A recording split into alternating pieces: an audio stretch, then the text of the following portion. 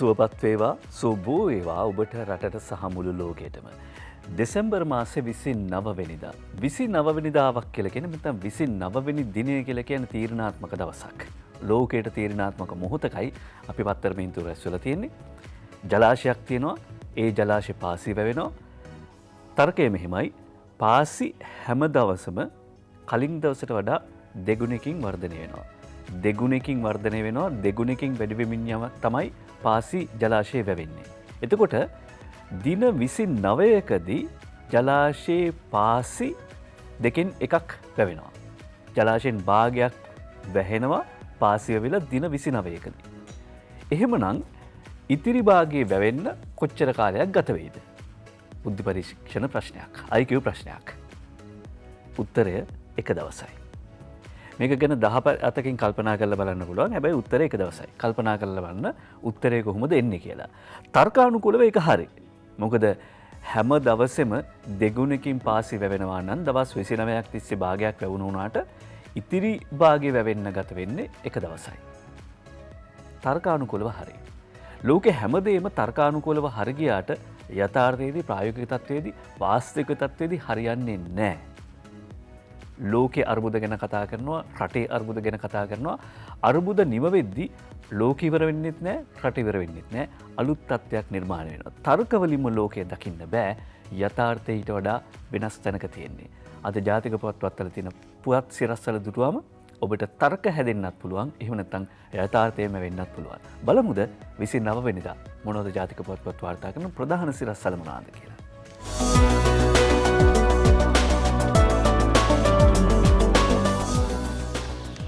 දිනමින පුවත්පතේ ප්‍රධාන සිරස්වලේ ආණ්ඩුවේ ක්‍රියාකාරීත්වය ගැන ජනතාවගෙන් හෝ මාධ්‍යයෙන් හංගන්න මට කිසිම දෙයක් නැහැ කියලා ජනාධිපති ගෝඨාභය රාජපක්ෂ මහත්මයා පුවත්පත් කතුවරුන් හමුවේ කළ ප්‍රකාශය.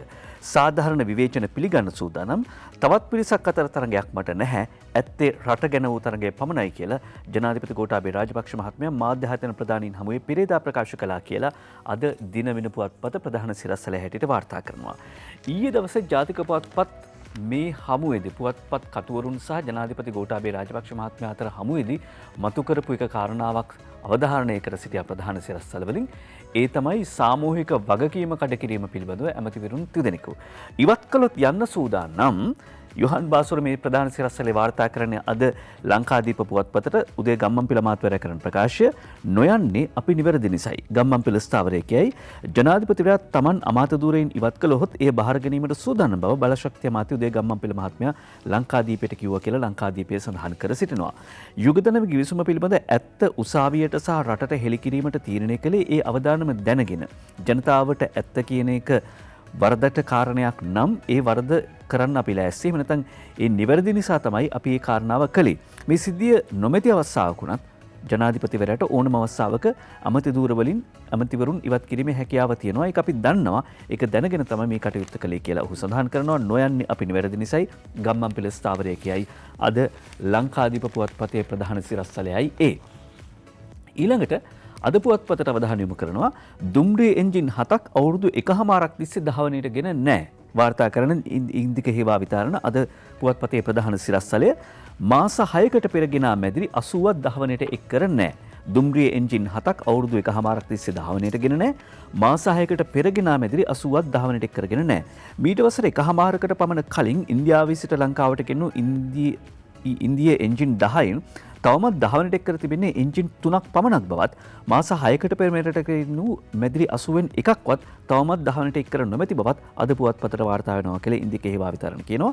දුම්රිය මැදිරි ගෙන්වීමේදී නිදර මැදිරි කිහිපයක් ගෙන්වීම සාමාන්‍ය ක්‍රමවේදී වුණත් දැනට ලංකාවට ගෙන්වා තිබෙන මැදිරි 80 තුළ එක නිදර මැදිරියක්වත් නොමැති බවත් වාර්තා වෙනවලු. මේ බව සඳහන් කර සිටින්නේ වෘත්තීය සංගම් ශ්‍රී ලංකා දුම්රිය සානාධිපති සංගමේ ප්‍රධාන ලේකම් කසුන් චාමර සඳහන් කළා කියලායි වාර්තා කර සිටින්නේ. ඒ කියන්නේ පහුගිය දවස්වල වැඩ වර්ජනයේ නිරත වෘත්තීය සංගමේ ප්‍රධාන ලේකම් තමයි මේ බව සඳහන් කර සිටින්නේ. දුම්රිය එන්ජින් 7ක් අවුරුදු 1කමාරක් තිස්සේ දහවනට ගෙන නැහැ. ඒ වගේම පහුගිය මාස 6කට පෙර ගෙන මැදිරි 80ක් දහවනට එක් කරන්නේ නැහැ. දැන් මේ කාල සීමාවෙදී ලොක්ඩවුන් ක්‍රියාත්මක වුණා. දුම්රිය දහවනය යථා තත්ත්වයට පත් වෙලා මීට මාස 2ක් ගත වුණෙත් නැහැ. මේ කියන මාස 6ක කියන කාලය ලංකාවේ ප්‍රවාහන පද්ධතිය සීමාවන්ට යටත්වයි ක්‍රියාත්මක වුණේ. ඒ බවත් මතක් කරන්න ඕනේ. කොහොමුණත් දුම්රිය දෙපාර්තමේන්තුවට ආදරෙන් එහෙම අනාවරණයන් ඉදිරිපත් කරනවා වගේ පේන්න තියෙන්නේ. ඒ වුණාට දින 4ක පාඩුව කෝටි 2 පනි ඔවුන්ගේ වැඩවර්ජනයේ දින 4ක පාඩුව කෝටි 2 පනි ඉල්ලීම් 10කට විසඳුම ලැබිලා පැය 120ක ස්ථානාධිපති වැඩවර්ජනයේ නවති අකිත පෙරේරා සහ ශිරාන් රණසිංහ වාර්තා කරන්නේ දිවයින පුවත්පතේ ප්‍රධාන සිරස්තලය. දුම්රිය ස්ථානාධිපතිවරුන්ගේ සහ ඔවුන්ගේ සංගමය කොටස් වශයෙන් ආරම්භ කර තිබූ වෘත්තීය ක්‍රියාමාර්ගය ඊයේ මධ්‍යම රාත්‍රියේ සිට අවසන් කළ බව තමයි ඒ අනුව සඳහන් කර සිටින්නේ. ප්‍රවාහන රාජ්‍ය මාත්‍ය දිලුම් අමුණුගම් මහතා සමග ඊයේ පසුරුවේ පැය 3කට ආසන්න කාලයක් පැවති සාකච්ඡාවේදී තමන්ගේ ඉල්ලීම් 10ක් සඳහා සාධනීය විසඳුම් ලබා දීම හේතුවෙන් වර්ජනය අවසන් කළ බවයි ඔවුන් කියන්නේ. ඒ අනුව 28 වනදා මධ්‍යම රාත්‍රියේ සිට ඒ කියන්නේ ඊයේ මධ්‍යම රාත්‍රියේ සිට නැවත පාර්සල් බාර ගැනීම ප්‍රවේශපත් නිකුත් කිරීම ඇතුළු සියලු රාජකාරී කටයුතු ආරම්භ කරන බව තමයි ඔවුන් සඳහන් කර සිටින්නේ. මේ වර්ජනය නිසා ඊයේ වන විට තෙල් ප්‍රවාහන දුම්රිය 4ක් අවලංගු වී තිබුණා. ඒ නිසා ඉන්ධන හිඟයක් මතුවීමේ අවදානමකුත් තියෙනවා. මේ හේතුවෙන් රටට අතිවිශාල මුදල් පාඩුවක් සිදුව තිබෙනවා කියලාත් අද දිවයින පුවත්පත වාර්තා කරනවා. දින 4ක වැඩවර්ජනය එහෙම නැත්නම් පැය 120ක ස්ථානාධිපතිවරුන්ගේ වැඩවර්ජනය රටට කෝටි 4ක කෝටි 2ක පාඩුවක් අත් කළා කියලා කියද්දී මේ පාඩුව අය කරගන්නේ කොහොමද? දුම්රිය වැඩවැරුම නවති වර්ජකයන්ගෙන් පාඩුව ගන්නවා කියලා දුම්රිය සමානාධිකාරී කියයි එෆ් අස්ලම් සහ සිතාර ඉරාෂ් වටවල වාර්තා කරනවා. එහෙම කරන්න පුළුවන්ද? එහෙම කරන්න පුළුවන්ද? කෙසේ වෙතත් දුම්රිය සමානාධිකාරී ධම්මික ජයසුන්දර මහත්මයා සඳහන් කරන්නේ මේ වැඩවර්ජනයෙන් දිනකට දෙපාර්තමේන්තුවට සිදු වූ පාඩුව රුපියල් මිලියන 20ක් පමණ වෙනවා. අදාළ වැඩවර්ජනය කළ වෘත්තීය සමිතිවලින් එය අය කර ගැනීමට නීතිමය පියවර ගන්නා බව. දුම්රිය මගීන්ගෙන් 50%ක්ම වාර ප්‍රවේශ පත්‍රලාභීන් නිසා ඔවුන්ගෙන් නම් පාඩුවක් වුණේ නැහැ දෙපාර්තමේන්තුවට පහුගිය දවස්වල. හැබැයි ප්‍රවේශපත්‍ර ගනිමින් දුම්රියේ ගමන් කරන මගීන්ට ප්‍රවේශපත්‍ර නිකුත් නොකිරීම හේතුවෙන් බරපතල පාඩුවක් දුම්රිය දෙපාර්තමේන්තුවට සිදු වුණා කියලා සඳහන් කර සිටින්නේ. දුම්රිය ස්ථානාධිපතිවරුන් ප්‍රවේශපත්‍ර නිකුත් නොකිරීමත් එක්කම වන්දනාකරුවන් සහ විනෝද ගමන සඳහා දෙන පිරිස් දහස් ගණනින් පහුගිය දවස්වල කෝච්චිවල ගියා කියලා කියනවා. ඒ අනුව තමයි මේ පාඩුව වාර්තා වෙන්නේ.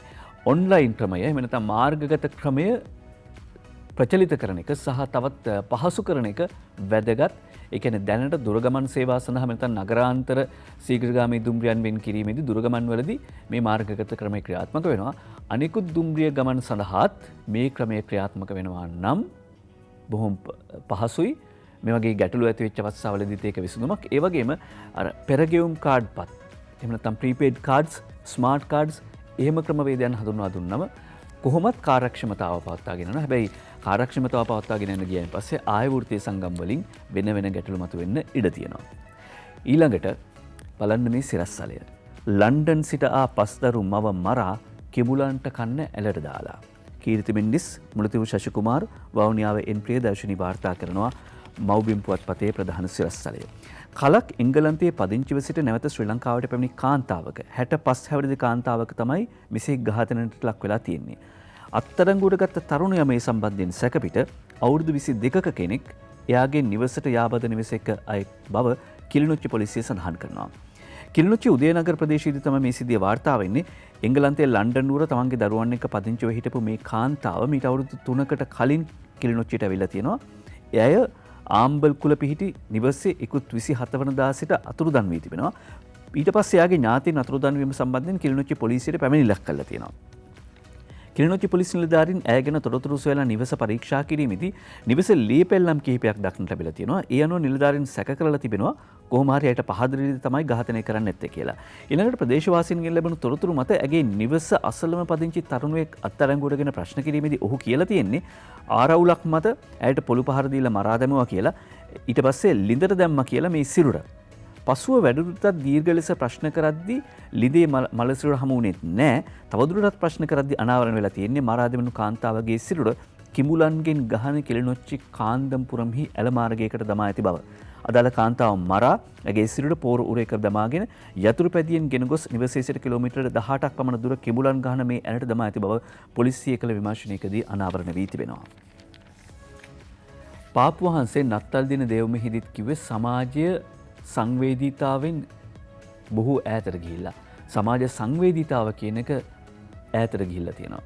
මේ විදියට ඝාතනයක් කරන්න තරම් කොහොමද මනස වෙනස් වෙන්නේ නැත්තේ? සමහර විට වීඩියෝ ගේම්ස්, චිත්‍රපටි අපි දන්නවා උතුරු පළාත යාපනයේ දිස්ත්‍රික්කයේ දමිළ ප්‍රචණ්ඩකාරී චිත්‍රපටවල දැඩි බලපෑමක් වුන් එකනේ දමිළ චිත්‍රපටවල දෙමළ චිත්‍රපටවල නරක ආభాසයක් වුන් ලබනවා ප්‍රචණ්ඩකාරීත්වය තමයි වුන් ලබන ආభాසය ඒ වගේම පරිගණක ක්‍රීඩා සහ සමාජය ඇතුළත තියෙන ආතතිය මේ සියලු කාරණා බලපාන්න ඇති මේ නිසා තමයි සමාජයේ සංවේදීතාව ගිලිහිලා තියෙන්නේ සමාජ සංවේදීතාව ගිලිහිලා කියලා කිව්වන් පස්සේ තමන්ගේ දරුවට කිරි දෙන්න බෑ කියපු අම්මා කෙනෙක් ගැනත් වාර්තා තියෙනවා මේ ඒ වාර්තා තමයි සෙසු පුවත් විදිහට අපේ අතටපත් වෙන්නේ ලංකාවට රූපවාහිනී මාධ්‍ය වල අවුරුදු 40කට පස්සේ ඩිජිටල් කරණය වීම ආරම්භ වුණා ගුණාත්මකත්වයෙන් වැඩි වැඩසටහන් ඉදිරිපත් කරන්න රූපවාහිනී විකාශකයන්ට ජනමාධ්‍ය මන්ත්‍රී ඩලස් කියයි කියලා අද ඡායාරූපයක් එක්ක වාර්තා කරනවා ඊයේ නිල උත්සවය අවස්ථාවේදී ගැනුණු ඡායාරූපයක් බුද්ධික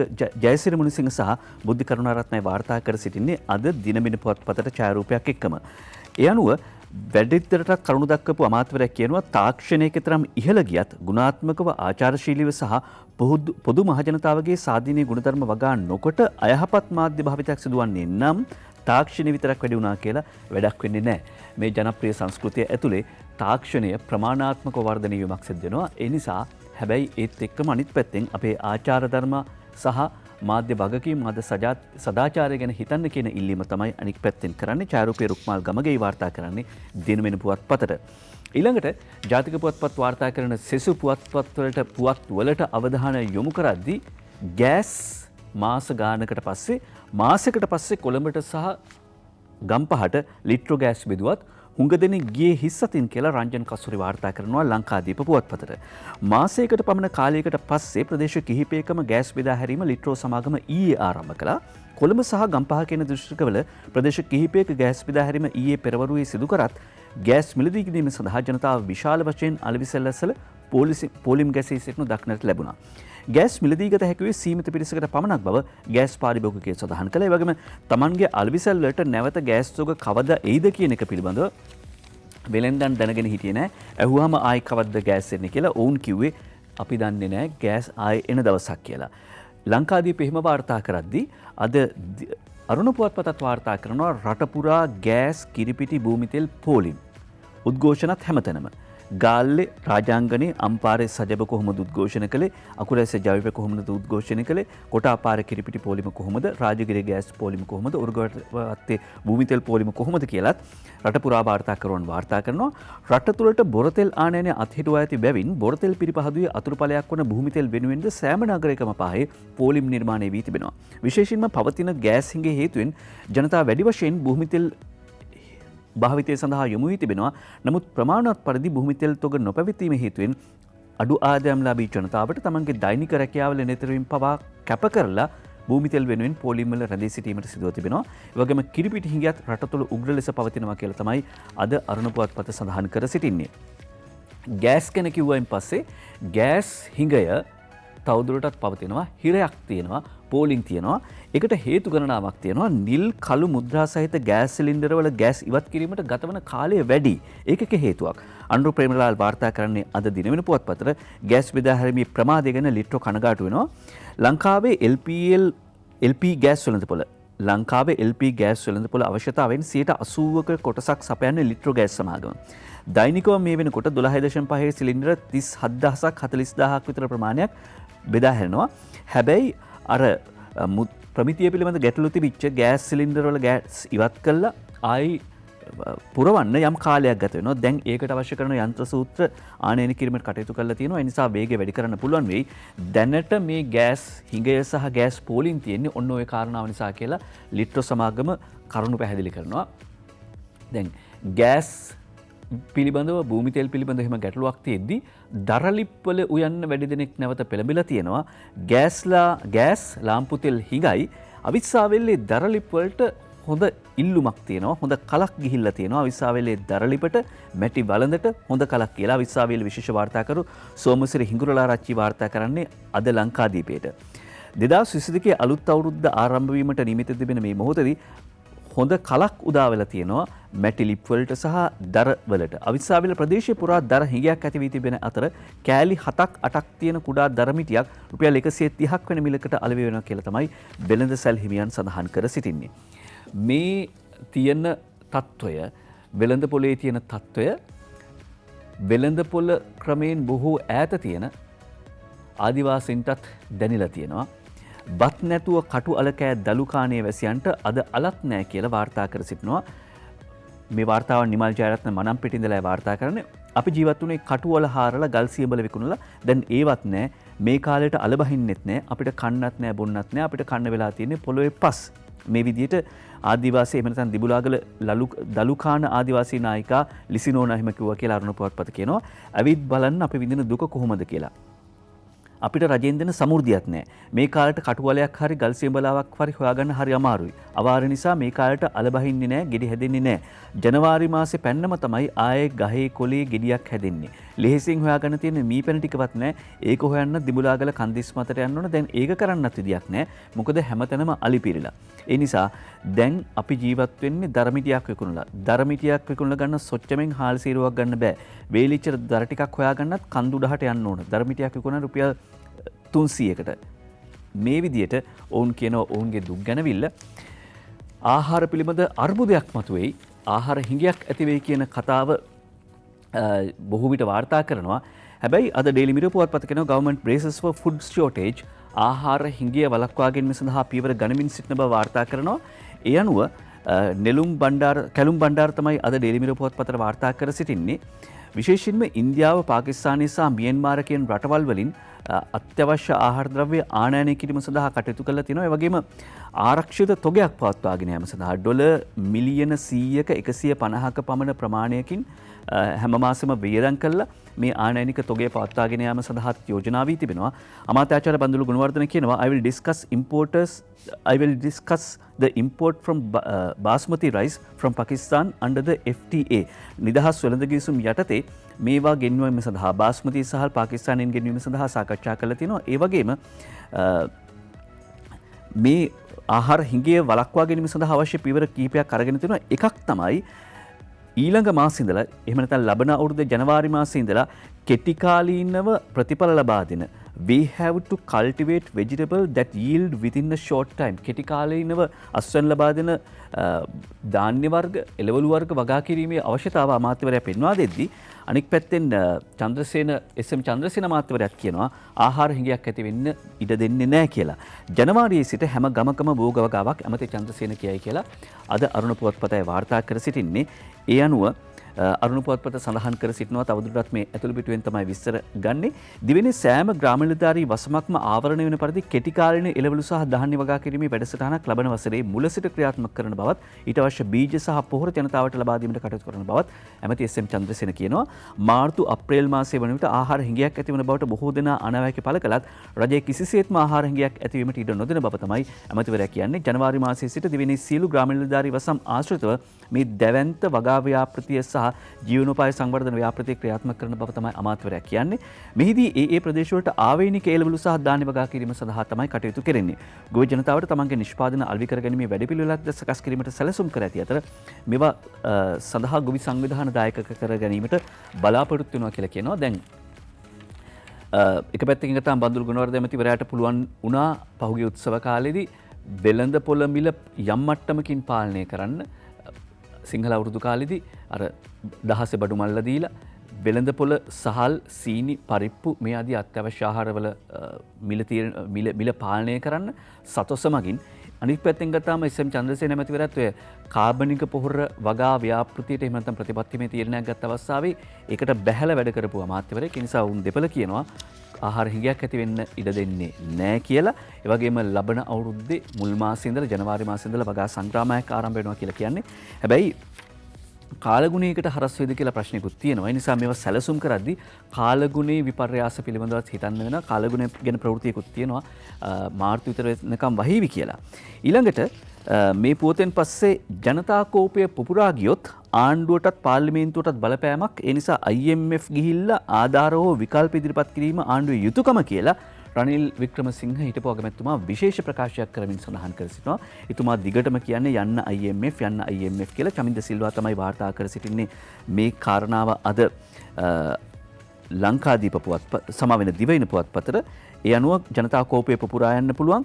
Taman මුහුණ දී තිබෙන ප්‍රශ්න හේතුවෙන් ජනතාව කෝප වී ඇති බැවින් කෝපුණු ජනතාව අතර පිපිරීමක් ඇති වුවහොත් එය ආණ්ඩුවටත් පාර්ලිමේන්තුවටත් බලපානවා. ඒ නිසා ඩොලර් හිඟේ තාමත් දරුණු තත්ත්වයට පත් වෙලා තියෙන එකේ යන්න IMF එකට ගිහිල්ලා ගන්න IMF එකෙන් ආධාර ණය එහෙම නැත්නම් විකල්ප මොන හරි ගන්න කියලා රනිල් වික්‍රමසිංහ මහත්මයා දිගින් දිගටම ඉල්ලීමක් කරනවා. ඊළඟට එතුමත් කියන්නේ ජනතා කෝපය පුපුරා යන්න පුළුවන් කියලා. දේශපාලන ක්‍රමය වෙනස් කිරීමේ අරගලයක නිරත වෙනවා කියලා ආචාර්ය හරණි අමරසේකර ජනතා විමුක්ති පෙරමුණේ පාර්ලිමේන්තු මන්ත්‍රීවරියක් කියනවා. දේශපාලන ක්‍රමය වෙනස් කිරීමේ අරගලයක නිරත වෙනවා අපි. රාජපක්ෂ පාලන ඉවත් කිරීම නෙවෙයි. ඊට එහා ගිහිල්ලා දේශපාලන ක්‍රමයම වෙනස් කිරීමේ සැලැස්මකට ව්‍යාපෘතියකට අපි සූදානම් වෙනවා කියලා කියද්දී අද දිනමින පුවත්පත වාර්තා කරනවා දැන් ජනතා කෝපය පුපුරායයි කියලා කියනවා. දේශපාලන වෙනස්කම් පිළිබඳව කතා වෙනවා. ආණ්ඩුවට එරෙහි වර්ජන රැල්ලක් කරමන්න උස්වට කෙයියාවේදී වැඩමුළුවක් දැනුවත් කිරීමේ වැඩමුළුවක්. පහන් විජේසේකරයි වාර්තා කරන්නේ ආණ්ඩුවට විරෝධය පාමින් ලැබෙන ජනවාරි මාසයේ සිට විරෝධතා මාලාවක් පැවැත්වීම සම්බන්ධයෙන් විපක්ෂයට සම්බන්ධ වෘත්තීය සමිතිය සහ සිවිල් සංවිධාන නියෝජිතයන් රැසක් මේ දිනවල බිම් මට්ටමේ සාකච්ඡාවක් ආරම්භ ඇතැයි වාර්තා කර සිටිනවා. ඒ අනුව වත්මනේ පවතින තෙල් මිල ඉහළ යාම, අත්‍යවශ්‍ය ආහාර ද්‍රව්‍යවල මිල ඉහළ යාම, අධික ජීවන බරක් ජනතාව මත පැටවීම කියන කාරණා මුල් කරගනිමින් මේ වන විටත් පැවැත්වෙන විරෝධතා ව්‍යාපාරයන් පුළුල් කරමින් ලබන අවුරුද්දේ සිට දැඩිව ක්‍රියාත්මක කළ යුතු බව තමයි මෙහිදී පෙන්වා දීලා තියෙන්නේ. මේ විදියට ලාවට ගිහිල්ලා හරියන්නේ නැහැ. මිනිස්සු පාරට පස්සන්න ඕනේ. ඒ සඳහා තමයි අපි දැනුවත් කිරීමේ වැඩපිළිවෙල පවත්වන්නේ. අතුරු වෛද්‍ය, පාරිභෝගික සේවා, පාරිභෝගික නිෂ්පාදන සහ ප්‍රවාහන කියන ක්ෂේත්‍ර ඇතුළු තවත් අංශ කිහිපයක නියෝජිතයන් රැසක් ඊට සහභාගී වෙලා තියෙනවා. සිවිල් සංවිධාන කියන පුද්ගලයෝ සිවිල් සංවිධානවල අය සහ මේ සිවිල් සංවිධාන ලංකාවේ සමාජය තුළ සහ දේශපාලනය තුළ ඉටු කරන කාර්යභාරය මොකක්ද කියලා අපි ඉතාමත් හොඳින් අවබෝධ කරගෙන තියෙනවා 2000න් පස්සේ වගේ ඉඳලා. ඒ සඳහා සිවිල් සංවිධාන ඒකාබද්ධ වී නුදුරේදීම තමන්ගේ අයිතිවාසිකම් පිළිබඳ ආණ්ඩු පාර්ශ්වය ඉස්සෙල්ලා කතා කරනවා. තමන්ට මෙන්න මේ අයිතිවාසිකම් ඕනේ කියලා ඉස්සෙල්ලා කතා කරනවා ආණ්ඩුව එක්ක. බොහෝ විට එහෙම වෙලාවෙදී ඉදිරිපත් කරන ඉල්ලීම් තමයි අයිතිවාසිකම් තමයි අර කෝඳුරු තෙල් හත් පට්ටිකුත් තවත් ටිකක් ඕනේව තමයි ඉදිරිපත් කරන්නේ. කරන්නම බැරි ඒවා ඉදිරිපත් කරාවේ. මෙන්න මේවා දෙන්නේ නැහැ කියලා ඊට පස්සේ මිනිස්සු පාරට බස්සනවා. ඒ නිසා තමයි වගා සංග්‍රාමයක් හරි මොකක් හරි කරලා නැවත වතාවක් ආහාර හිඟයක් ඇති වෙන එක වළක්වන්න සහ ජන සමාජයේ මත මේ කොවිඩ් රැල්ලේ අතුරු ප්‍රතිඵලයක් විදිහට මතුවලා තියෙන මේ පීඩනය බඩු මිල ඉහළ යාම මේ සම්බන්ධයෙන් තියෙන පීඩනය ලිහිල් කිරීම සඳහා කටයුතු කළ යුතු වන්නේ රජය විසින්. දඹුල්ලට පෝරෙනවා. දඹුල්ලට පෝරැවිල්ලා මහා පිරිසක් පෝලිම් වල ගොවියෙකුට කිලෝ 50 මිටි 2 බැගින් ලැබෙනවා කියලා අද ලංකාදීප පුවත්පත වාර්තා කර සිටිනවා. ලංකාදීප පුවත්පත වාර්තා කරනවා දඹුල්ල කංචන කුමාර ආර්යදාසයි ලංකාදීපයට මේ වාර්තාව ගෙන එන්නේ. ඒ අනුව දඹුල්ලට පෝරැවිල්ලා තියෙනවා ඊයේ. දඹුල්ල ආර්ථික මධ්‍යස්ථානයේ ආසන්නයේ පිහිටි මේ පෞද්ගලික රසායනික පොහොර වෙළඳසැල ඉදිරිපිට ඊයේ අලුයම සිට පෝලිම් දක්නට ලැබුණා. ගොවියෙකුට එළවලු පොහොර කිලෝ මිටි 2කින් ඇසුරු ලබා දීලා තිබෙනවා. පසුගිය කාලේ රුපියල් 1500ක් වෙච්ච මේ පොහොර මිටිය 8500කට තමයි විකිණලා තියෙන්නේ. දැන් ගොවීන් කියනවා කියන්නේ මේවා අපි මේ එළවලු පොහොර උනාට මේවා එළවලු වලට නෙවෙයි දානවා වී වලට ගහනවා කියලා කියනවා. ඊළඟට නව කෘෂිකර්ම ලේකම් වැඩබාර ගනී කියලා වාර්තා කරනවා අද මව්බිම් පුවත්පත. නව කෘෂිකර්ම ලේකම් වැඩබාර ගනී කියන පොත වාර්තා කරන්නේ නිර්මාණී ගුණරත්න මව්බිමට යන කෘෂිකර්ම අමාත්‍යාංශයේ සිව්වන ලේකම් ලෙස DMLD බණ්ඩාරනායක ඊයේ කෘෂිකර්ම අමාත්‍යාංශයේදී වැඩබාර ගත්තා කියලා අද ජාතික පුවත්පත් බොහොමයක වාර්තා වෙද්දී ඔහු ගුරුවරයෙක් ලෙස රාජ්‍ය සේවයට එක්වෙච්ච සහකාර ප්‍රාදේශීය ලේකම්වරයෙක් දිසාපතිවරයෙක් වගේම පළාත් ප්‍රධාන ලේකම්වරයෙක් විදියට අත්දැකීම් තියෙන පුද්ගලයෙක් කියලා සඳහන් කර සිටින ඔන්න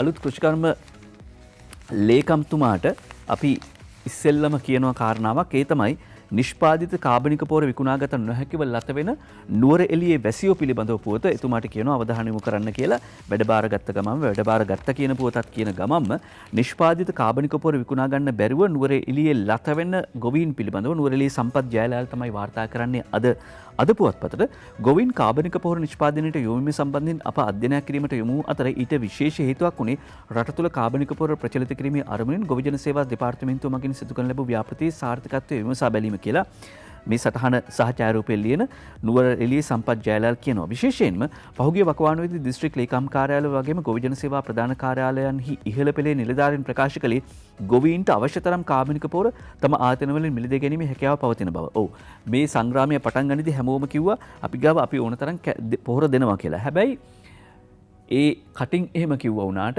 ඒක ඇත්තටම වෙලා නැහැ. ගෝජන සේවා කාර්යාලවල කොච්චර පොහොර ප්‍රමාණයක් නිෂ්පාදනය කරාද කියන කාරණාව නැවත හොයා බලන්න වෙනවා.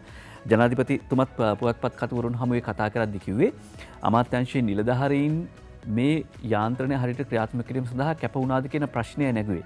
ඒක මේ පරිපාලන නිලධාරීන්ට නැත්නම් ලේකම්වරුන්ට චෝදනා කිරීම නෙවෙයි. ගැටලුවක් සිද්ධ වුණාන් පස්සේ ගැටලුව කොතනද සිද්ධ වුනේ? අපි අර කතාවක් අහලා තියෙනවා. එක යුද හමුදාවක් පරදිනවා.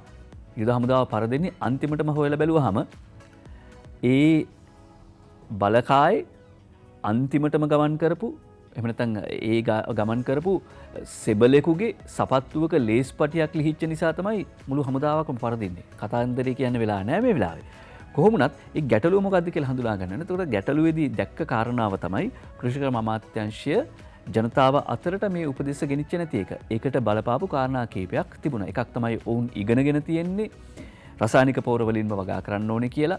එහෙම තමයි ඔවුන් ඉගෙනගෙන කියන කෘෂිකර්ම විද්‍යාලවල නැත්නම් විශ්වවිද්‍යාලවල උගන්වලා තියෙන්නේ. විශ්වවිද්‍යාලවල පාඨමාලා හදපු සමහර මහාචාර්යවරු පොහොර සමාගම්වල අධ්‍යක්ෂවරු වෙලා ඉන්නකොට ඒ ප්‍රතිපත්ති කොහොමත් ක්‍රියාත්මක කරන්න ඉඩ ලැබෙන එකක් නැහැ. ඒ නිසා මේ තත්ත්වය හඳුනාගත යුතුයි. ඒ නිසා තමයි ඊළඟට කොවිඩ් කාර්ය සාධක බලකාය ප්‍රධානියාව හිටපු ජෙනරාල් ශවින්ද්‍ර සිල්වට මේ වගකීම් පවරන ජනාධිපතිවරයා විශ්වාස කරනවා මේ ජනතාව අතරට මේ නිවැරදි තොරතුරු සහ මේ ක්‍රමවේදයන් මේ තාක්ෂණ මේ දැනුම නොයාමේ ගැටලුව ඊළඟ පියවරේදී විසඳෙයි කියලා. මොකද අපි එන්නත් කරන වැඩ පිළිවෙලෙදී ඒක ඉතා හොඳින් දැක්ක නිසා. නිෂ්පාදිත කාබනික පොහොර විකුණාගත නොහැකිව ලත වෙන නුවරඑළිය වැසියන් පිළිබඳව අපි මතක් කර සිටින්නේ නව කෘෂිකර්ම ලේකම්වරයාට. ඒ අතරේ රජය ගොවීන්ගෙන් අමු කහාරන් කහකුඩු කිලෝව 2000ට දෙනවා කියලා රාජ්‍ය මන්ත්‍රී ජානක වක්මුරු කියනවා. සාලි කුමාර ගුණසේකරයි වාර්තා කරන්නේ. ගොවීන්ගෙන් අමු කහ මිලදීගෙන කහකුඩු කිලෝග්‍රෑම් එකක් රුපියල් 2000කට ලබා දීම සඳහා රජය කඩිනම් වැඩපිළිවෙලක් ආරම්භ කර තිබෙනවා. ඒ බව සඳහන් කරනවා අමාත්‍ය ජානක වක්මුරු මහත්මයා. ගොවීන්ගෙන් අමු කහ කිලෝ 20000ක් රජය විසින් මිලදීගෙන තිබෙනවා. කහ කුඩු සකස් කළා සතොස්ස සහ ජාතික කුළුබඩු මණ්ඩලයේ අලවිසල් මගින් විකිණීමේ යාන්ත්‍රණයක් ක්‍රියාත්මක කරනවා. දැන් පහුගිය කාලේ මේ කුළුබඩු මණ්ඩලය කියනවා අක්‍රිය වෙලා තිබුණේ. මොකද එහෙම ඒවා කුළුබඩු මණ්ඩලය පවත්වාගෙන යාමේ අවශ්‍යතාවක් තිබුණේ නැහැ. කහ ටික රටින් ගෙනාව, මිරිස් ටික රටින් ගෙනාව, දුරු සූදුරු කොහොමත් ගෙනාව. නිසා කුළුබඩු මණ්ඩලය පවත්වාගෙන යාමේ අවශ්‍යතාවක් තිබුණේ නැහැ. කුළුබඩු මණ්ඩලය නැවත වතාවක් පණ ගන්වල කුළුබඩු අලවිසල් දිවෙන පුරා ආරම්භ කිරීමේ ව්‍යාපෘතියක් ආරම්භ කරන්නේ මේ සෞභාග්‍ය දැක්ම යටතේ. එහෙම නැත්නම් ආනයනය අධෛර්යමත් කළා රට ඇතුලේ කෘෂිකාර්මික නිෂ්පාදන දිර්ගැනීමේ ප්‍රතිපත්තිය යටතේ. ඒ අනුව තමයි රජය කහ ආනයනය කිරීම තහනම් කරන්නේ. ගේන්න දෙන්නේ කහවලට රත්තරන් වලට වගේ ඉල්ලුමක් ඇතුව තිබුණා වුණත් ඒවා ගේන්න දුන්නේ නැහැ. ඒවා වෙළඳපොළට නිකුත් කරන එක ප්‍රතිඵලය තමයි ගොවීන් කහ වගා කරන්න පටන් ගත්තා. මේ වෙනකොට රට කහවලින් ස්වයං පෝෂිත වී තිබෙනවා. රජය ගොවීන්ගෙන් අමු කහ අරගෙන කහකුඩු කිලෝව රුපියල් 2000ට ලබා දෙනවා. ඒ කියන්නේ ග්‍රෑම් 100 200 ගානේ ගන්න පුළුවන් කුළුබඩු මණ්ඩලයේ ප්‍රමිතියකින්නුත් අපේ කහ. මේ අපේ කහ ටිකක් කුඩු කරලා ගත්තම ඒකේ වෙනස මොකද්ද කියලාත් ඔබට දැක ගන්න පුළුවන්. දැන් පහුගිය දවස්වල සමහර විට වෙළඳ පොලේ එහෙම නැත්නම් යනකොට පාරායිනේ අමු කහ විකුණන්න තියෙනවනේ. ඒවා ගෙනහිල්ලා තම්බලා කොටලා කහ ටිකක් කුඩු කරලා හදාගන්න ගෙදරම. එහෙම නැත්නම් ගෙදර වවාගත්ත කහ පඳුරේ කහ ටික ගෙදර හොද්දට මාළුවට මාළු පිළිමයට දාගන්න නැති. එතකොට එන සුවඳ කොයිතරම්ද කියලා ඔබ අත්දකින්න ඇති. අත්දැකපු අය විදියට අපි එහෙම කියනවා. එලිමහන් ප්‍රසංගවලට මේ අතරේ අවසර ලැබෙනවා කියලා අද වාර්තා කර සිටිනවා අරුණ පුවත්පත. එලිමහන් ප්‍රසංගවලට අවසර ලැබෙනවා කියලා දැන් මේක විවේචනයට ලක් වෙන්නත් පුළුවන්. එෆ් අස්ලම් තමයි වාර්තා කර සිටින්නේ අද අරුණ පුවත්පතට මේ කාරණාව. යනෝ කොවිඩ් වසංගතයේ හේතුවෙන් වසර 2කට ආසන්න කාලයක් අතිටුවා තිබූ එලිමහන් සංගීත ප්‍රසංග යලි පැවැත්වීමට අවසරපත් නිකුත් කරන ලෙසට පොලිස්පතිවරයා සියලුම පොලිස් ස්ථානාධිපතිවරුන්ට දැනුම් දීලා තියෙනවා. යනුව වසංගතය පහ වෙලා නැහැ. වසංගතය පහ වීමේ හැකියාව එහෙම නැත්නම් අප්‍රේල් විතර වෙද්දී ලංකාවේ වසංගත තත්ත්වය අඩු මට්ටමකට පත් වෙයි. එහෙම නැත්නම් මේකෙන් මිදෙන්න අපිට පුළුවන් වෙයි කියන විශ්වාසය පළ කරනවා.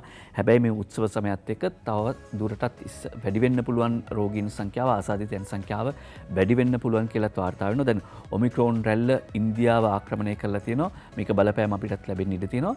හැබැයි අපි මේ වෙනකොට පළමු මාත්‍රාව 90%කට වැඩි ජනගහනයකට ලබා දීලා තියෙනවා. දෙවන මාත්‍රාවත් එහෙම සාර්ථක ප්‍රතිඵලත් කරගෙන තියෙනවා. 70%කට වැඩි පිටසක් ලබාගෙන තියෙනවා. තුන්වන මාත්‍රාව බූස්ටර් එන්නතත් මේ වෙනකොට 50%ක් පමණ ලබාගෙන තියෙනවා. ඒ අතරේ විශේෂඥ වෛද්‍ය හේමන්ත හේරත් මහත්මයා කියනවා මිත්‍යා මතවලට රැවටෙන්න එපා. එන්නත ලබා ගන්න. බූස්ටර් එන්නතත් ලබා ගන්න කියලා. එන්නත ලබා ගන්න මිත්‍යා මතවලට රැවටෙන්න එපා. බූස්ටර් එන්නතේ ප්‍රතිඵල පෙන්වනවා කියලා තද ජාතික පුවත්පත් වාර්තා කරනවා. මොකද බූස්ටර් එන්නත ලබා දීමේ ප්‍රතිඵලත් එක්කම කොරෝනා දෛනික ආසාදිතයන් සංඛ්‍යාව 500ට වඩා අඩු අගයක් පෙන්වුම් කරනවා කියලා වාර්තා වෙනවා. හැබැයි අර පහුගිය දවස්වල නිවාඩු දවස්වල දත්ත වාර්තා වීමේ අඩුපාඩු තිබුණා. ඒකත් සෞඛ්‍ය අමාත්‍යාංශය ඊයේ සඳහන් කළ තිබුණ හිම අඩුපාඩුවක් තියෙනවා. හැබැයි ඒක හිතාමතා දත්ත හංගන්න තොරතුරු වසන් කරන්න කරපු කාරණයක් නෙවෙයි. කොහොමුණත් මේ එලිමහන් ප්‍රසංගවලට අවසර ලැබීම කියන්නේ එන්නත මගින් ආරක්ෂාව ලබා දීලා සාමාන්‍ය දෛනික කටයුතු ආරක්ෂිතව පවත්වාගෙන යාම සඳහා ඉඩකඩ වෙන් කරන එක හොඳයි. අපි ගිය සතියේද කොහෙදත් මතක් කළා අපේ සියපත් පොකුරට ආපු ජ්‍යෙෂ්ඨ එහෙම නැත්නම් සංගීත ප්‍රසංග වලට සහභාගී වෙන පිය උරුමෙන් සංගීත ප්‍රසංග වලට සහභාගී වෙන එක්තරා ගායකයෙක්ව අවුරුදු 2ක් තිස්සේ ෂෝ එකක් තිබුණේ නැහැ. බැංකු වලින් කතා කරලා අහනවා. බැංකු වලින් කතා කරම කියන්නේ ගියවන්න විදියක් නැහැ. ආයි ෂෝස් පටන් ගත්තයින් පස්සේ ගෙවන්නම් කියලා. මේ වගේ යාළු හිතමිත්‍රාදීන්ගෙන් තමයි බොහෝ සංගීත ශිල්පීන් මේ ප්‍රසංග කලාව මත ඇපුණු බොහෝ දෙනෙක්. එක පැත්තකින් කලාකරුවන් අනෙක් පැත්තෙන් ඒ ආශ්‍රිත ශිල්පීන් බොහෝ දෙනෙක් හිටියා. ඊළඟට තාක්ෂණ සේවා සපයන බොහෝ පිරිසක් හිටියා. වෙන එකක් තියා සරුවත් ටිකක් එහෙම නැත්නම් සාරවිට විකුණලා මේ විදියට මුදල් හම්බ කරන වක්‍රව ආදායම් ලැබ බොහෝ පිරිසක් හිටියා. ඔවුන්ගේ ජීවනෝපාය ගැනත් හිතන්න වෙනවා. හැබැයි ජීවිතයේ වටිනාකම හැම එකටම වඩා වැඩි. ඒ බවත් අවධාරණය කරනවා. ටික ටික මෙහෙම නිදහස දෙද්දී ඊට පස්සේ සෞඛ්‍ය නිරෝධා නීති රීති අනුගමනය කරන්න ඕනි කියන කාරණාව තමයි අපි නිතර සිහිපත් කරගන්නේ.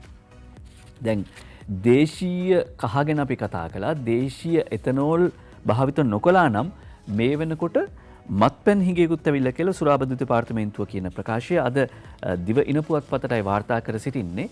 දැන් පොහොර ගැන කතා කළාමත් පොහොර ඇයි මේ කරයින් එහෙම නැත්නම් හදිස්සියේ මේ තීන්දුව ගත්තේ මේක කල් යල් බලලා ගන්න තිබුණා කියලා විවිධ අදහස් ඉදිරිපත් වෙනවා.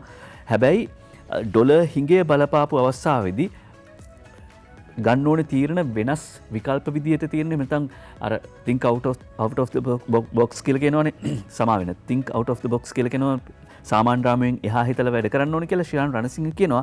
එතනෝල් ආනයනය තහනම් කරලා දේශීය එතනෝල් භාවිත කරන ලෙසට මත්පැන් සමාගම් වලට නියෝග නොකළේ නම් මේ වන විට ගෑස් හිඟ වී තිබෙන ආකාරයට මත්පැන් වලද හිඟයක් නිර්මාණය වන්නට ඉඩ තිබෙනයි සුරාබදු දෙපාර්තමේන්තුව කියනවා. මොකද මේ ප්‍රතිපත්තිය ක්‍රියාත්මක කරන අවස්ථාවේදී ඇතැම් එතනෝල් නිෂ්පාදන මත්පැන් නිෂ්පාදන සමාගම් සහ එතනෝල් ව්‍යාපාරිකයන් ඒ තීරණයට එරෙහිව කතා කළත් මේ වන විට දේශීයව නිපදවන එතනෝල් භාවිත කරලා මත්පැන් නිෂ්පාදනය කිරීමට අපිට සමත් වෙලා තියෙනවා පුළුවන්කම ලැබිලා තියෙනවා. වත්මන් පාලනයට පෙර මෙරටට අවශ්‍ය එතනෝල් වලින් 80%කට වඩා මෙරටට ගෙනාවේ විදේශ රටවල් වලින්. එතකොට ප්‍රතිපත්තිමය වශයෙන් ගත්තම රටේ ආනයන දිරිගන්වල රට ඇතුළේ නිෂ්පාදන වැඩි කරන්න දිරිගන්වන්න කටයුතු කරලා තියෙනවා. ඒකේ ප්‍රතිඵල තමයි අපි අත්දකින්නේ. එක පැත්තකින් දේශීය කර්මාන්ත නගා සිටුවේ. එතනෝල් ආනයනය තහනම් කිරීමත් එක්ක තමයි ලංකා සීනි සමාගම ලාභ ලබන්න පටන් ගත්තේ.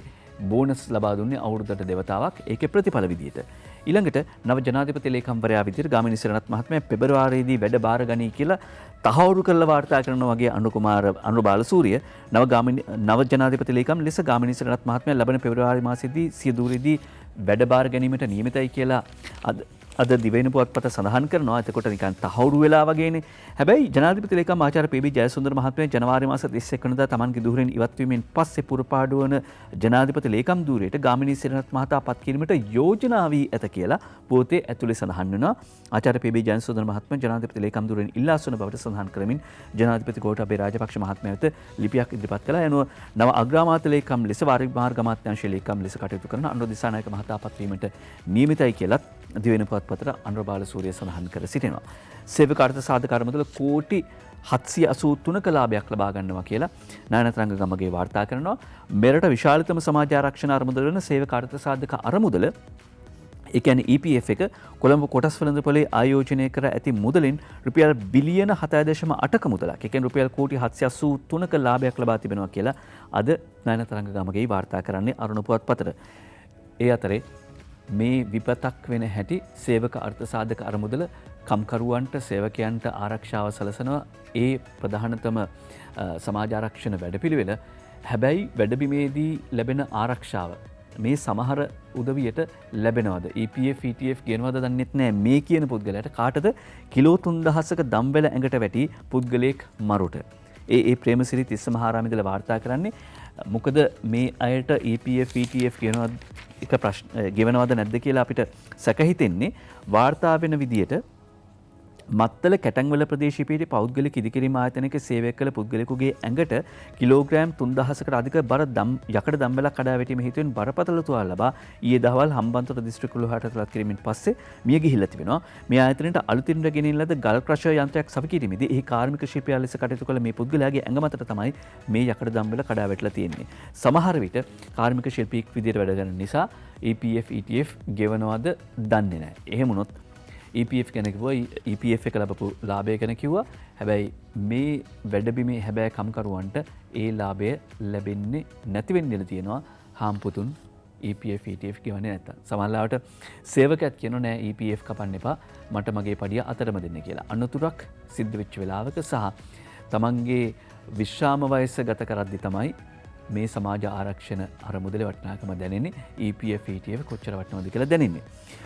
රනිල් මත්තල වී ගබඩා කළේ මගේ ගමන විනාශ කරන්න කියලා විපක්ෂ නායක සජිත් ප්‍රේමදාස මහත්මයා කරන ප්‍රකාශය වාර්තා කරනවා අද අරුණ පුවත්පත. ඒ අනුව නානතරංග ගමගේ වාර්තා කරනවා එක්සත් ජාතික පක්ෂ නායක රනිල් වික්‍රමසිංහ පසුගිය ආණ්ඩුව සමයේ මත්තල ගුවන්තොටුපළ පරිසරයේ වී ගබඩා කරන ලදී තමා දේශපාලනිකව විනාශ කිරීමට බව විපක්ෂ නායක සජිත් ප්‍රේමදාස මහත්මයා කියනවා. තමා කිසිදු දිනක එලෙස ගුවන්තොටුපළේ වී ගබඩා නොකරන බවත් තමන් නම් ආය කවදාවත් එහෙම වී ගබඩා කරන්නේ නැහැ. මත්තල ගුවන්තොටුපළ නැමැති සම්පතේ ප්‍රතිලාභ රටට ලැබෙන ආකාරයට සංචාරක කර්මාන්තය දියුණු කරමින් ඒ ජනතාවට රැකියාව ලබා දෙන ස්ථානයක බවට පත් කරන බවත් සඳහන් කර සිටිනවා. මත්තල ගුවන්තොටුපළ නැමැති සම්පතේ ප්‍රතිලාභ මේක සම්පතක් කියන එක සජිත් ප්‍රේමදාස මහත්මයා පිළිගන්නවා. මත්තල ගුවන්තොටුපළ රටට සම්පතක් කියන එක එතුමා පිළිගන්නවා. හැබැයි රනිල් වික්‍රමසිංහ මහත්තයා වැඩේ කළාට මම නම් කවදාවත් කරන්නේ නැහැ. මගේ ගමන විනාශ කරන්න තමයි ඒක කළේ කියලා එතුමා චෝදනා කරනවා.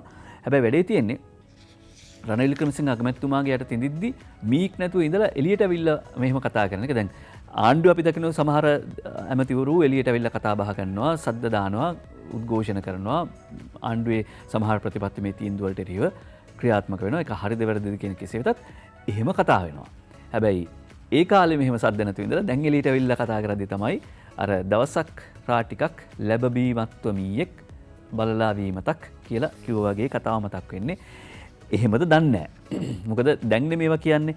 ඒ අතරේ ලංකාවේ කතුන් කසාද බැඳගෙන ගෙනihin චීනයේ ගණිකා වෘත්තියට දාපු පුවතක් වාර්තා කරනවා අද අරුණ පුවත්පත.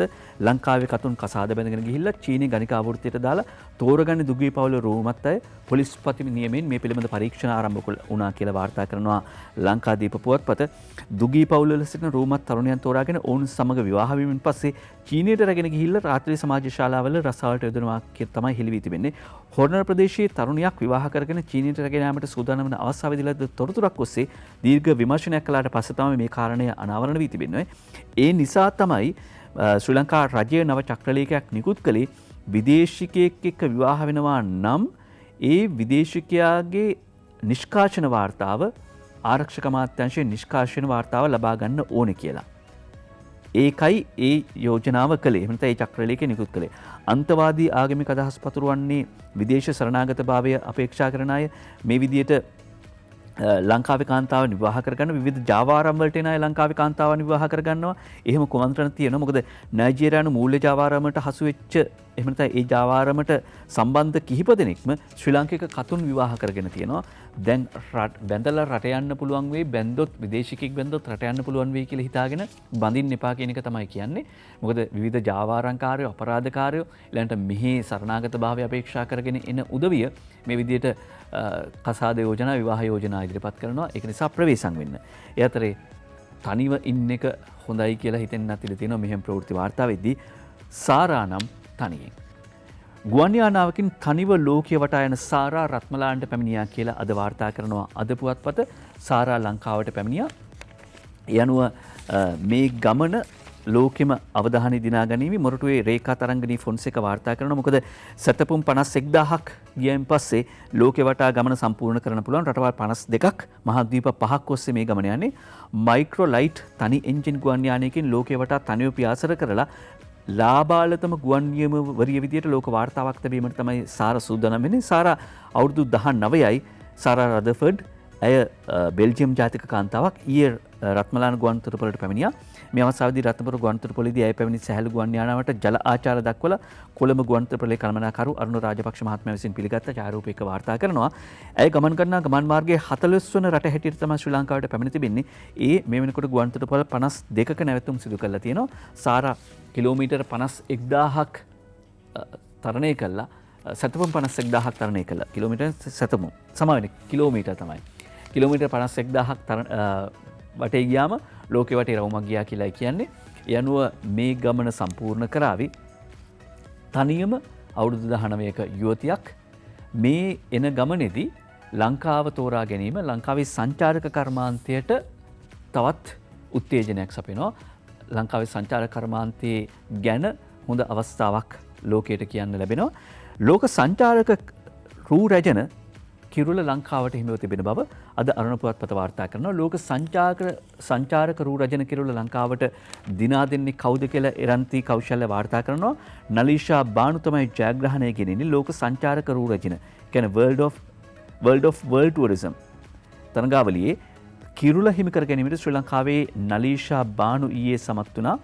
ඇයගේ ජයග්‍රහණය විශේෂයෙන් මීට කලින් අපි තුන්වන අවස්ථාව එහෙම නැත්නම් තුන්වන ජයග්‍රාහකයා විදිහට තුන්වන ස්ථානයේ දිනාගෙන තියෙනවා. ලංකාව ලෝක රූ රැජන කිරුළ දිනාගත්ත පළවෙනි අවස්ථාව තමයි මේ. ඒ නිසා නලීෂා බානුගේ ජයග්‍රහණය වැදගත්. නලීෂා බානුගේ ජයග්‍රහණයට සුබ පතනවා. සුබ පතන්නේ රටටත් සංචාරක කිරුළ ඇය ලංකාවට ගෙනාවම අපිට සංචාරකයන්ගේ කිරුළ දිනා ගැනීමේ හැකියාව ලැබෙන නිසා. වියලි කාලගුණය මාර්තු මාසෙ වෙනකම්ම තියෙනවා කියන පුවත ඔන්න තෝරගන්නවා. අද පුවත්පතයි වාර්තා කර සිටින්නේ. යනුව වියලි කාලගුණය තියෙන්න පුළුවන් මාර්තු විතර නිකන්. හැබැයි අද ඉඳලා දවස් කීපයක් ඉස්සරහට වැස්ස වැටෙන්න පුළුවන් සුළු වැස්සක් ඉන්දික හේවා විතරන වාර්තා කරන්නේ අද පුවත්පතට. පවතින වියලි කාලගුණ තත්ත්වය ලබන වසරේ මාර්තු මාසය දක්වා පවතින්න පුළුවන්. හැබැයි අද ඉඳලා දවස් කීපයක් ඉස්සරහට ස්ථාන කිහිපයකට සුළු වැසි තත්ත්වයක් ඇති වෙන්න පුළුවන් කියලා කාලගුණ දෙපාර්තමේන්තුවේ නියෝජ්‍ය අධ්‍යක්ෂ මෙරල් මෙන්ඩිස් මහත්මයා කියනවා. මේ සුළු වැසි තත්ත්වය වියලි කාලගුණ තත්ත්වය අඩු කිරීමට ප්‍රමාණවත් වෙන්නේ නැහැ. හෙට දිනින් පස්සේ නැගෙනහිර ඌව උතුරු මැද පළාත් වලට දින කිහිපයක් ඉස්සරහට වහින්න පුළුවන්. ඒ වගේම සබරගමුව ගාල්ල මාතර දිස්ත්‍රික්ක වලට සවස් කාලයේදී සුළු වැසි ඇති වෙන්න පුළුවන් කියලා සඳහන් කරනවා.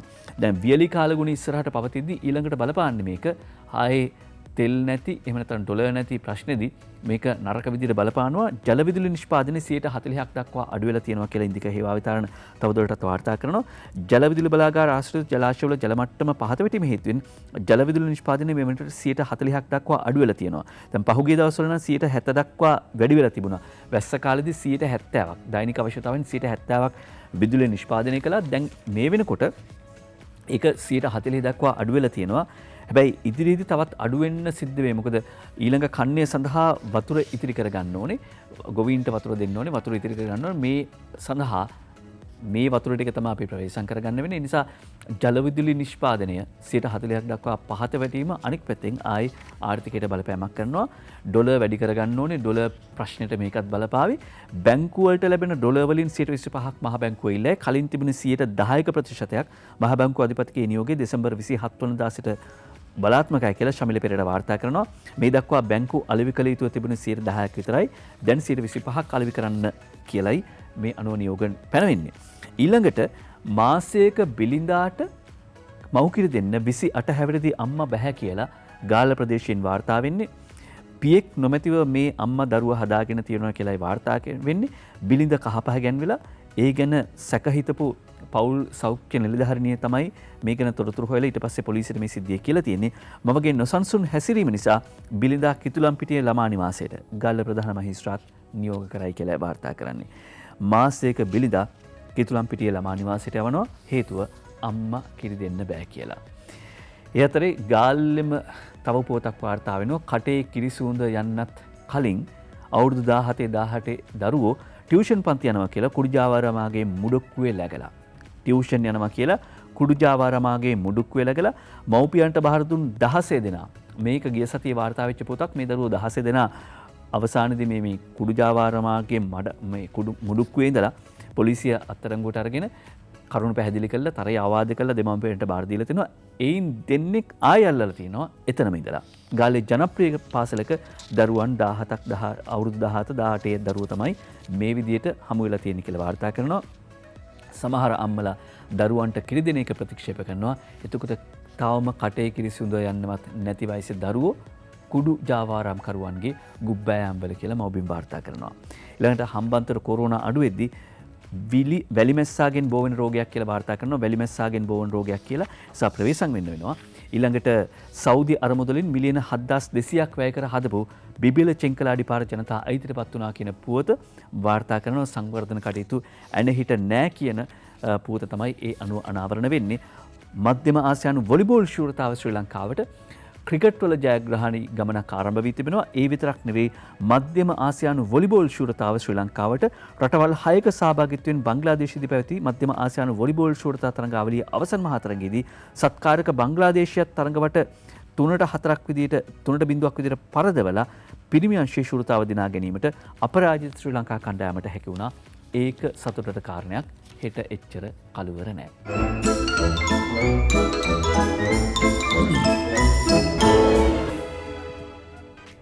ජනාධිපතිතුමා පුවත්පත් කතුවරුන්ට කිව්වනේ සමහර නිලධාරීන් වැඩ කරන්නෙත් නෑ, සමහර ඇමතිවරු වැඩ කරන්නෙත් නෑ කියලා. හසන්ත විජේනායක මතක් කරලා දෙනවා ජනාධිපතිතුමනේ 20 රිමෝට් එක තියෙන ඔබතුමා තේනේ. 20 රිමෝට් එක තියෙන ඔබතුමා තේනේ. දැන් නිලධාරීන් දේශපාලනඥයන් එහෙම නැත්නම් ඇමතිවරු මේ ඔක්කොමලා මකුළු දැල් බැඳලා එක තැනට වෙලා ඉන්න 20 රිමෝට් එක තියෙන ඔබතුමා ගාවනේ. හසන්ත විජේනායක මතක් කරලා දෙනවා. අරුණ පුවත්පතෙන් තමයි කාටුන් එක උපුට ගත්තේ. හසන්ත ඊළඟ තැනේ කාටුන් එක තමයි හුරේරා පොකට් කාටුන් එක. තව මාස දෙක තුනකින් කටාරිනෝ කියලා මෛත්‍රී කියනවා. ආප්පයක් කන්නද දන්නේ නැහැ. පංකජ රුවින්දගේ සරදම ලංකාදීපෙන් තෝරගන්නේ. අපිට තියෙන ලොකුම ප්‍රශ්නේ ඩොලර් බං. අපිට තියෙන ලොකුම ප්‍රශ්නේ නම් සර් රුපියල්. අපිට තියෙන ප්‍රශ්නේ රුපියල්.